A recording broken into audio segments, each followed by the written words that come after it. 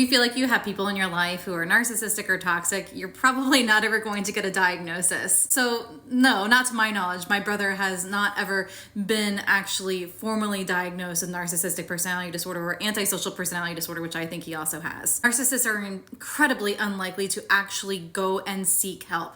The reason being is because narcissists actually think that the way in which they think and behave and that they treat their victims, they think that that's the right thing to do. They think it's kind of nuts that other people don't do that. They think that their victims are deserving of the treatment that they give them. And even if they were diagnosed, they'd probably hold it over your head in some way. They'd probably say something like, well, you know that I'm a narcissist, you know I'm going to behave this way. And they'd use it as sort of like a scapegoat, as opposed to something where they realize they actually have to work on it. For example, my mom is actually diagnosed borderline, and she has strong narcissistic traits as well. And there was one time I was trying to talk with her about just how devastating her borderline personality disorder is to myself, to the family. And instead of being receptive to that conversation, even though she knows that she's diagnosed with it, it was really backlash that came from her. She started saying things like, I didn't know you had a PhD and all these kinds of things or whatever. And do you want to hear about my ailments with you too? And all these things of like, actually, you're the problem. You're the problem.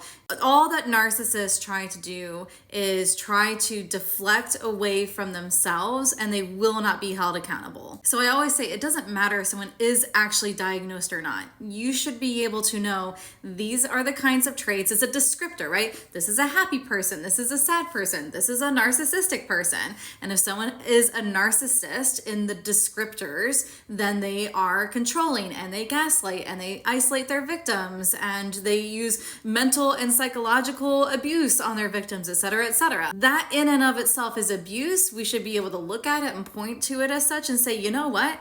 I don't need someone who has narcissistic traits in my life. But one other thing that I want to be really clear about here is that when I use the word narcissist, I'm not just like throwing that around. I also don't think that every guy that I've ever dated that it didn't work out with is a narcissist. Quite the contrary. When I'm talking about someone is a narcissist, I am in the descriptor mode, right? They have these kinds of traits. I think that's really important because a lot of people like to get to the point where they can get closure, where they know for sure with 100% certainty that the person that they're with has narcissistic personality disorder, and so therefore now they can leave. No, you can see for yourself whether the relationship that you're in, if it's toxic or not, and whether you should go ahead and exit that relationship. When we're in these toxic and narcissistic relationships, we often stop trusting our gut. Your gut is probably screaming as loud as it can, get out.